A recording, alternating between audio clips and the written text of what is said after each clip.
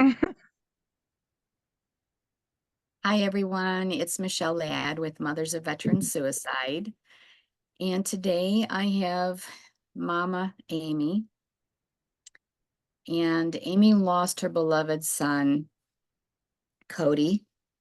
Codey is an Army veteran, combat veteran, and she did know he was struggling.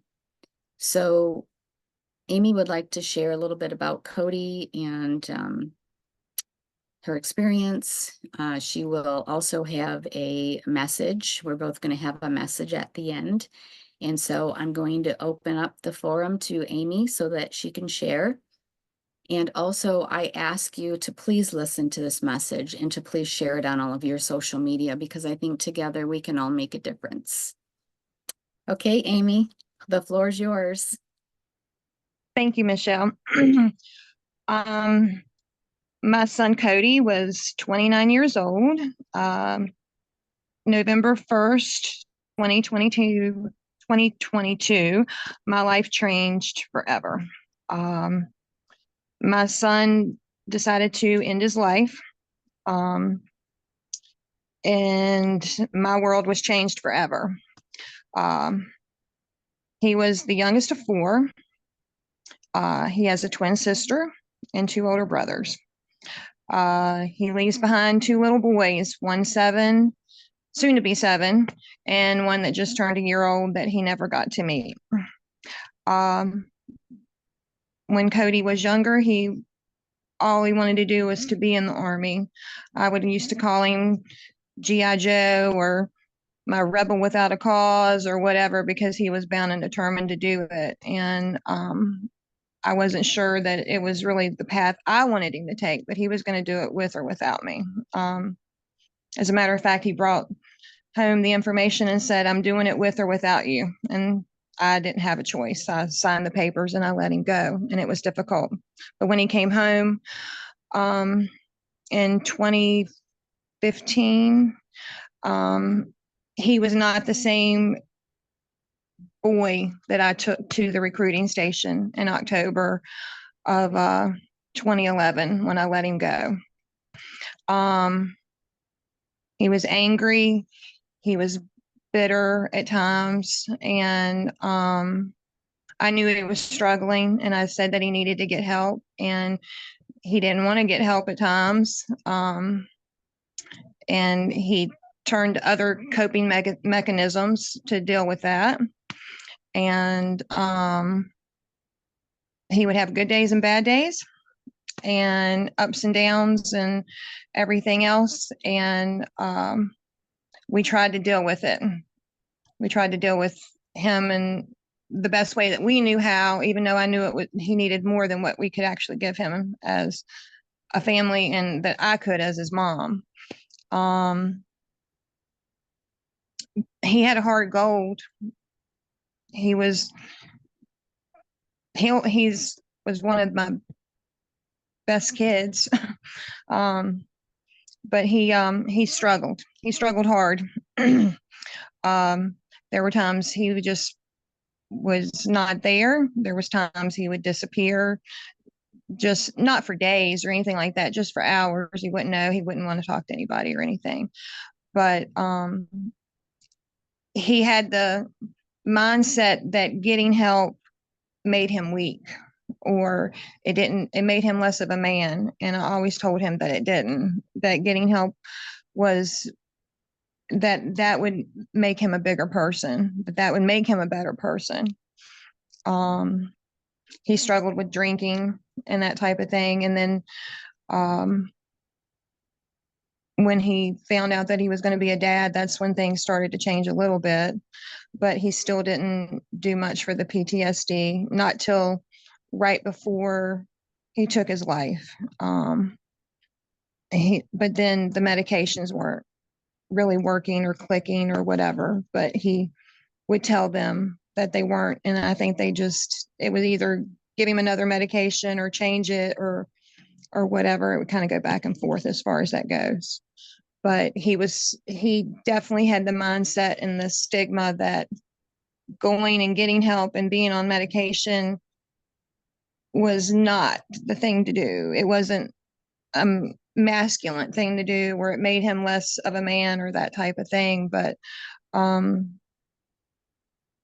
we tried to encourage him to do what needed to be done as far as that went. But it was hard. It was really hard.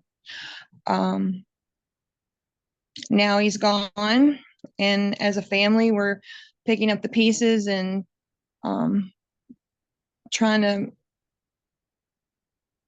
do what we need to do.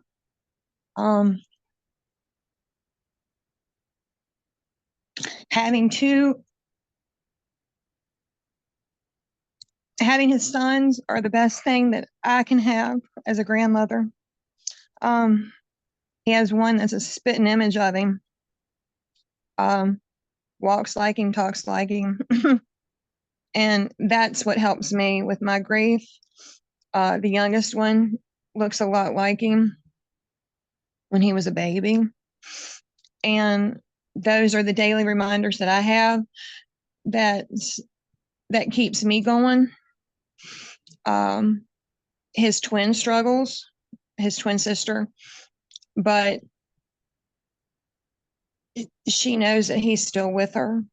And I don't think people really understand a bond that twins have. I didn't as a mother until I had twins, because when one hurts, the other hurts. But the best way that she said it to me one time is like, you almost lose a limb. And I believe that. And but she takes it day by day, and she handles it gracefully. And sometimes, being their mom, I have to follow her lead too, because I don't always do things right. But grief doesn't have a timeline. It doesn't come with a instruction manual, and you definitely don't get one that tells you how you're supposed to handle things when you lose a child. And I told somebody one day that I'll never get over losing Codey. I'll never quit talking about him. And it's a hole there that will never be filled. And it's just the way it's going to be. It's going to be my life. And I've learned I'm learning to live without him and to move forward, but I won't ever forget him, which is difficult too. But I think everybody needs to know that getting help is probably one of the best things that you can do, and it's okay. And it doesn't make you less of a person, by no means. If anything, it'll help you. It's a good thing. Finding this group was the best thing that ever happened to me, because I was in a dark place at one point. But that talking about Codey and that type of thing helped a lot. And I continue to do that, and it's helped me a lot. So thank you So I'm grateful for Michele. Thank you for sharing about the group. So our group is Mothers of Veteran Suicide. It is a Facebook group. It's a private group for mothers. And as of today, we have 205 mothers of military and veteran suicide in our group. Amy was recommended to our group. She was in another veteran group, and I thought that it was amazing. And a lot of the moms are sharing our group now. So Amy and I have had a great bond. I love her so much, and she shared with me today things that I didn't know. And I told her that before we got on this video that I pray for us a lot. And Amy, it's so, I know people don't like it when I tell the mom, or the moms are like, I'm not brave, I'm not strong, but you are. And it can't absolutely not be easy to share your story. You shared some beautiful memories and your memorial at your home, and I'm very privileged that you shared that with me.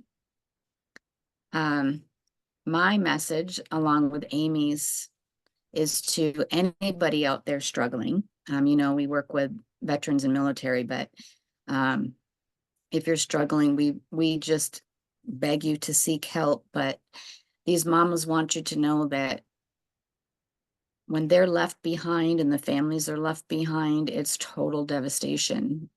And your family is not better off without you. We can't stress that to you enough. And I will always honor and remember Codey. Amy, I will always pray for your family. And Thank I you. can't tell you how much I appreciate you coming on with me today to share your story. And I think that, Absolutely. your story is going to make a difference. And I truly appreciate you for just spending this time with us today. Absolutely. Thank you for the opportunity. You're very welcome, honey. So, is there anything else that you'd like to share before we sign off? I can't think of anything at the moment. Okay. Well, listen, everybody. If you know of a mother of military or veteran suicide, please refer them to the group Mothers of Veteran Suicide.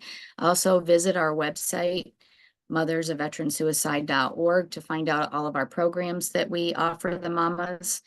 We also have a fathers group, Facebook group, Fathers of Veteran Suicide. They're a lot more quiet. It's hard to get the dads to really talk. But it's there for them if they would like to meet. We have 9 other fathers in the group. And I thank you for watching, and I thank you in advance for sharing us. Thank you, Amy. God bless so much. Bye bye.